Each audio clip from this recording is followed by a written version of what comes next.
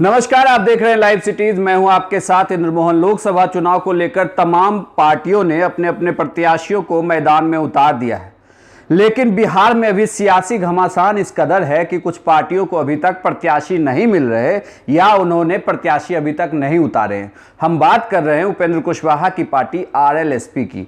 RLSP ने अभी तक सिर्फ एक ही सीट पर उम्मीदवार को उतारा है, बाकी सीट पर कोई भी उम्मीदवार अभी तक घोषित नहीं हुआ है। इस खबर पर ज्यादा जानकारी दे रहे हैं हमारे सीनियर जर्नलिस्ट ज्ञानेश्वर। इंद्रमोहन, खबर महागठबंधन में रालोसपा को लेकर है। रालोसपा उपेंद्र कुशवाहा की पार्टी है।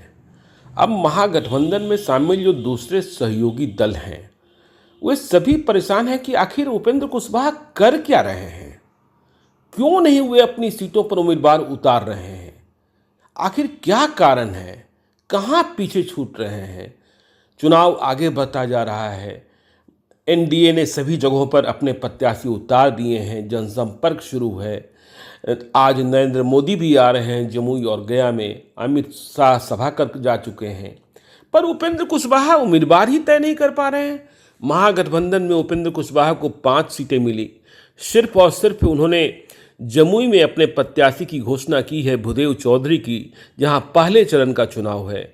बाकी जो उन्हें 4 सीटें मिली हैं, काराकाट, उसियारपुर, बेतिया और मोतिहारी, इनकी उम्मीदवार अब तक तय नहीं हो पाए हैं। कौन सी ऐसी वजह है, अब तो लालू यादव भी नहीं समझ पा रहे हैं, तेजस्वी यादव को भी समझ में नहीं आ रहा है। उपेंद्र कुशवाहा यह भी नहीं चाहते हैं कि कोई दूसरा सहयोगी दल उनके पार्टी के मामलों में दखल दे। पर एक सवाल तो ये है कि उम्मीदवार जब तय नहीं करेंगे, आज भी जब मैं लोगों से बातचीत कर रहा था तो मालूम हुआ कि नहीं, आज भी रालोसपा की ओर से कोई घोषणा नहीं होने वाली है। मतलब अभी 2-3 दिनों को और वक्त लग सकता है। तो ऐसे में तो बिल्कुल पिछड़ते जा रहे हैं उपेंद्र कुशवाहा अपनी सीटों पर। उपेंद्र कुशवाहा 2014 में एनडीए में शामिल थे, मतलब भाजपा के सहयोगी थे, और उन्हें 3 सीटें मिली थी और उनकी स्ट्राइक रेट 100% थी, मतलब तीनों पर जीत हासिल हुई थी। पर इस दफ़े उन्हें 5 सीटें मिली है और इनमें से 4 पर उम्मीदवार ही स्पष्ट नहीं है। वे स्वयं ऐलान कर चुके हैं कि वे काराकाट से ही फिर चुनाव लड़ेंगे, लेकिन काराकाट में उनका भी चुनाव अभियान अभी शुरू नहीं हुआ है। वे पटना में ही बने हुए हैं, फिर दिल्ली चले जाते हैं। काराकाट की लड़ाई भी आसान नहीं है। उन्हें नई सीट बेतिया मिली। बेतिया में अब किसी सुभाष कुशवाहा की बात हो रही है, कोई सुभाष कुशवाहा हैं, स्थानीय हैं, उन्हें टिकट दिए जाने की बात हो रही है। लेकिन सबों को ये लग रहा है कि जब तक उम्मीदवार ऐलान नहीं करेंगे और कोई यह तय नहीं मान लेगा कि हाँ चुनाव हमें ही लड़ना है, तो वह चुनाव मैदान में कूदेगा कैसे। तो ये बड़ी परेशानी है। मोतिहारी को लेकर वैसे ही झंझट फंसा है, पर अब यह बात कही जा रही है, फिर से कही जा रही है कि माधव आनंद ही उम्मीदवार होंगे। यह बात तय कर ली गई है, लेकिन सबों को यह इस बात का इंतजार है कि उम्मीदवार ऐलान कर दें। उजियारपुर को लेकर बिल्कुल कन्फ्यूजन है, किसी को पता ही नहीं, उनकी पार्टी के प्रमुख लोगों को नहीं पता है कि उजियारपुर में उपेंद्र कुशवाहा किसे सिंबल देने जा रहे हैं। उजियारपुर में भाजपा के state president Nityanand Rai NDA के उम्मीदवार हैं और वहां मुकाबला कड़ा होना है। तो आखिर कितना समय लेंगे उपेंद्र कुशवाहा? क्या इस तरीके से चुनाव में उम्मीदवार उतारने में देरी कर वे मुकाबला में आ सकेंगे? और क्या वे 2014 की स्ट्राइक रेट को दोहरा सकेंगे? बहुत मुश्किल लग रहा है। उपेंद्र कुशवाहा खुद भी चुनाव प्रचार अभियान में अभी शामिल नहीं हो सके हैं। वैसे हमें जानकारी यह मिल रही है कि कल 3 अप्रैल को वे जमुई में 2 जनसभाओं को संबोधित करने वाले हैं।